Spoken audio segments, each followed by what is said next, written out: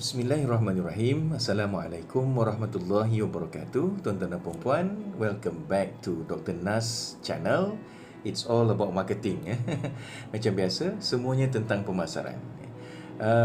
Saya menerima beberapa persoalan daripada audience berkaitan dengan Doktor, perlukah tagline dalam bisnes ni? Saya harap tuan-tuan faham apa makna tagline tu lah ya. Tagline ni macam McDonald's kan, para papa I'm loving it. Wow. Tiba-tiba rasa lapar pula kan. Kemudian macam kalau kita tengok Gardenia, roti Gardenia. Gardenia sungguh enak dimakan begitu saja. Bestnya. Right? Jadi kan perasan pula saya ni. Okey. Jadi apa yang diceritakan tadi ialah sama ada perlu atau tidak tagline ni ya, tagline dalam bisnes. Jawapan saya ialah sudah tentunya ya, perlu ya.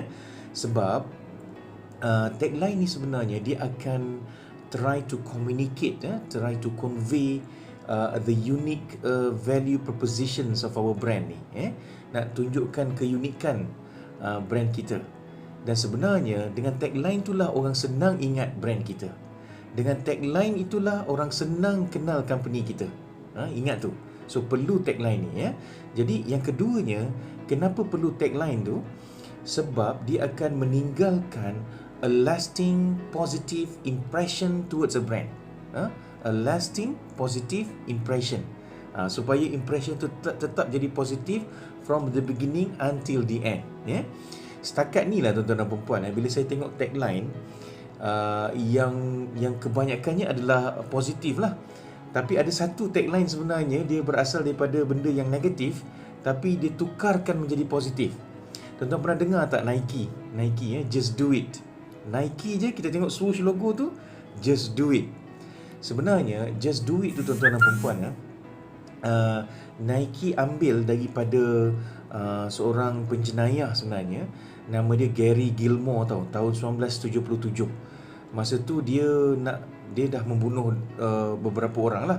Jadi hukuman dia ialah dia kena tembak lah, ada firing squad daripada Utah prison tu. Cuma selepas daripada tu perkataan tu jadi popular. Perkataan jadi daripada negatif tu. Pasal apa? Masa tu mungkin orang tu teragak-agak nak tembak ke tidak kan. Tapi Gary Gilmore kata, just do it man, just do it. Tembak, pam ya. Itulah asalnya perkataan just do it. Tapi daripada negatif ditukarkan kepada positif. Macam mana dia jadi positif tu? Sebab kebanyakannya ahli sukan selepas tu dia menggunakan perkataan just do it tu untuk menambahkan keyakinan dia, motivation dia. Macam nak lari tu dekat starting grid tu, Carl Lewis cakap just do it man, just do it, just be yourself man. Okay, macam Tiger Woods kan nak main nak dia nak swing tu kan, dia cakap apa, just do it man, just do it ya. Okay, so daripada situlah popularnya perkataan just do it tu, tagline tu, dan diguna pakai oleh Nike. Tapi yang asalnya itulah dia daripada seorang penjenayah nama dia Gary Gilmore tu.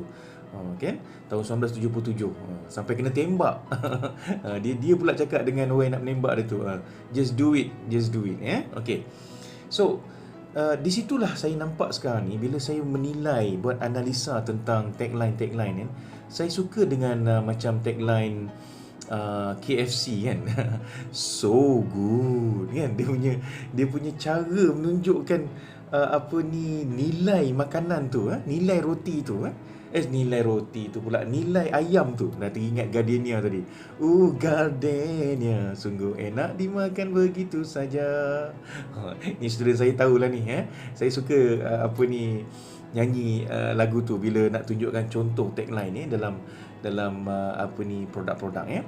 So KFC tadi dia guna apa dulu? It's finger licking good kan. Lepas tu dia tukar pergi so good kan. Kalau masa zaman saya sekolah-sekolah dulu boleh iklan rokok. Iklan rokok dekat dalam TV kan. Macam Dunhill kan. Dunhill, gaya, mutu, keunggulan wah, lain macam boleh jadi macam orang yang buat iklan tu kan, suara yang buat iklan tu jingle lah, panggil jingle. Tapi benda tu betul-betul menangkap tau. Betul-betul menangkap. Sampai orang ingat. Sampai sekarang. Macam saya sendiri, saya masih ingat iklan tu. Dunhill, gaya, mutu, keunggulan. Ada juga orang main-main kat iklan tu. Dunhill, gaya, mutu, Ramasamy. Tapi tuan-tuan dan puan, tagline tu sangat penting. Sebab itu AirAsia berjaya sungguh dia dengan tagline tu. Apa tagline AirAsia? Now everyone can fly. Yang ini betul lah masa sebelum COVID-19 lah. Tapi masa COVID-19, now everyone can cry. Tak dapat nak fly, tak dapat nak pergi mana-mana kan. Tapi itulah saya nak cerita betapa pentingnya tagline tu. Dia menunjukkan keunikan produk kita, keunikan company kita. Dia strengthening the brand name tu. Dan orang akan ingat sampai bila-bila produk kita. Orang akan ingat sampai bila-bila company kita kan. Macam OUM. OUM dulu tagline dia saya ingat lagi, University for All. Tapi betul-betul dia buktikan tau, semua orang boleh belajar. Kalau orang yang keputusan macam biasa-biasa saja, tetapi dengan pengalaman bekerja yang dia ada, boleh apply masuk universiti dengan pengalaman yang ada tu. Okay? Jangan risaulah pasal MQA memang dah approve benda tu. Sebab memang OUM dapat kemasukan melalui APEL tu, melalui pengalaman kemasukan melalui pengalaman bekerja. So sebab tu dia guna tagline University for All. Dan sekarang ni kalau kita tengok dekat highway, apa dia guna? Semua boleh belajar. Semua boleh belajar. Okay? Kemudian kalau kita tengok satu contoh lagi yang saya suka nak cerita ialah macam Honda kan. Honda tagline dia tu pada saya catchy lah. Ingat tagline. Salah satu lagi tagline tu kena catchy tau, menangkap tau. Sekali tengok je orang dah ingat dah. Dan tagline tu kena bersifat kalau boleh bersifat global lah kan. Tapi kalau kita nak marketkan produk kita tu dalam negeri je contohnya, bolehlah kita gunakan bahasa negeri tu macam macam Pahang kan.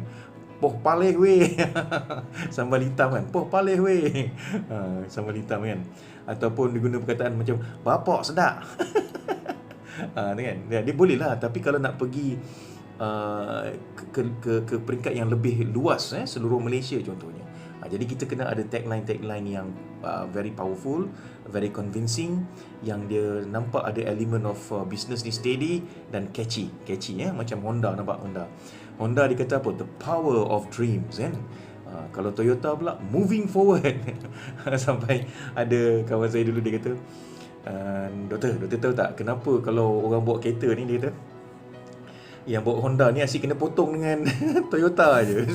Saya kata, yalah kenapa pula asyik kena potong dengan Toyota tu? Sebab dia kata apa? Toyota ni moving forward, ke depan saja kan. Tapi kalau orang bawa Honda ni berangan je. Mimpi je. Sebab dia punya tagline tu, the power of dreams, the power of dreams. Kalau Toyota dia kata apa? Moving forward. Jadi itulah saya nak ceritakan kat sini betapa pentingnya tagline dalam bisnes. Dulu masa sekolah-sekolah ingat lagi kalau macam barang-barang elektrik orang ambil singa lah. Sampai tagline dia cantik. Singa menawan keluarga bahagia. Seronok dia punya tagline tu kan. Jadi tuan-tuan dan puan ingat, bila buat bisnes, bila ada produk, pastikan ada tagline. Pastikan ada tagline supaya orang ingat keunikan produk kita, orang ingat tentang apa yang best pasal produk kita ni, orang ingat tentang kita punya company's name, dan yang paling penting sekali, dia meninggalkan positive impression in the mindset of the consumers. Dia akan ingat sampai bila-bila pasal brand kita. Akan ingat sampai bila-bila pasal brand kita. Okay, itulah yang pentingnya tentang tagline ni. Saya nak ulang sikit lagi. Kalau market kita tu untuk local market, tak apalah, kita boleh menggunakan bahasa kedaerahan. Macam kalau nak kalau dekat Sabah contohnya kan. Saya pernah kerja dekat Sabah dulu. Teringat Sabah macam kalau kita nak cerita benda-benda yang seronok kalau kita nak bagi motivation kat orang kan, selalu orang cakap boleh bakal kau. Boleh bakal kau. So mungkin produk kita tulis itu boleh bakal kau. Tapi kena ingat, kalau kita nak pergi pada peringkat yang lebih besar, saya menasihatkan supaya brand kita tu bila tagline dia, kita gunakan tagline yang bersifat universal, yang ramai orang akan boleh faham maksud yang kita nak sampaikan terhadap produk kita itu. Okey? So, hari ini kita telah belajar tentang perlukah tagline dalam bisnes? Jawapannya iya, perlu tagline dalam bisnes. Dan tagline tu mesti power, mesti catchy, dan tagline itu mesti menggambarkan syarikat kita, produk kita. Dan tagline itu perlu dipahami oleh fahami. Ingat dulu ada seorang kawan saya, Ustaz Rashid nama dia. Dia kalau F tu memang dia sebut P lah. Faham. Okey. Jadi itu saja tuan-tuan dan puan-puan buat hari ini. InsyaAllah di masa akan datang kita akan berjumpa lagi. Tapi tuan-tuan itulah maklumkan pada saya apa yang tuan-tuan nak saya huraikan, apa yang nak saya yang tuan-tuan belum clear tentang pemasaran, yang boleh saya bantu selepas tu untuk jadikan dia lebih clear. Alright? Okey, sampai sini saja. Terima kasih banyak-banyak. Kita jumpa lagi. Assalamualaikum warahmatullahi wabarakatuh dan jumpa lagi. Bye-bye.